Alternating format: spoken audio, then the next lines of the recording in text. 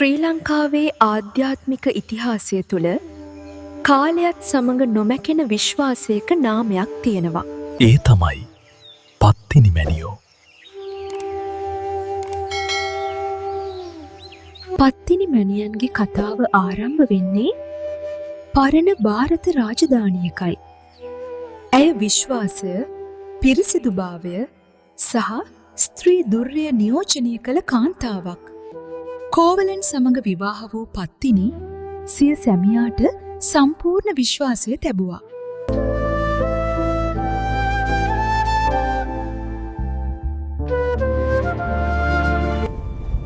නමුත් කෝවලන්ගේ වැරදි තීරණ ඇයට මහත් දුක් ගෙනාවා.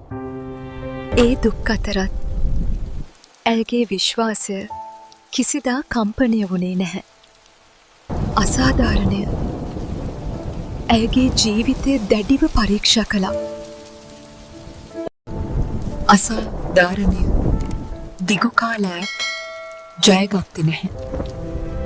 ඒ මොහොතෙන් පස්සේ ඇය සාමාන්‍ය කාන්තාවක් උනේ නෑ.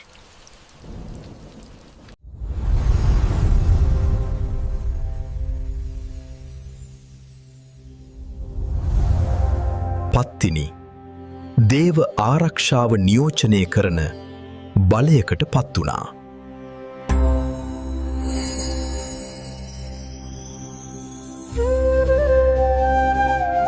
කාලයත් සමග පත්තිනි මැණියන්ගේ විශ්වාසය ශ්‍රී ලංකාවට පැමිණියා. ශ්‍රී ලංකාවේ ඇය දේව මෑණියක් ලෙස ගෞරවයෙන් පුද කරනවා. රෝගයෙන්, දුකින්, අයහපත් බලවේගවලින් ආරක්ෂාව ඇයගෙන් ඉල්ලනවා. පත්තිනි මෑණියෝ කියන්නේ දඬුවම් නොදෙන ආරක්ෂා කරන මවක්.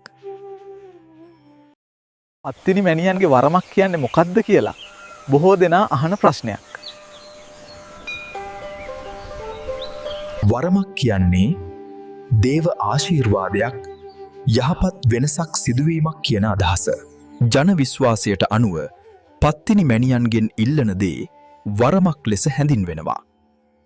රෝගසුවය, පවුලේ සමාදානය, දරු සම්පත් වගේ දේවල් මෙහිදී බොහෝ දෙනා ඉල්ලනවා. පත්තිනි මැණියන්ගේ වරමක් කියන්නේ බලෙන් හෝ තමන්ට ඕනෙනම් ගන්න පුළුවන් වගේ ලැබෙන දෙයක් නෙවෙයි. ඒක විශ්වාසයෙන් මනසට ලැබෙන ශක්තියක්, ජීවිතය යහපත් දිශාවකට හැරීමක්. මේ විශ්වාසය ශ්‍රී ලංකාවේ සංස්කෘතික ගකුරවයක් ලෙස පරම්පරාවෙන් පරම්පරාවට වරම් ලැබෙන වඩහා.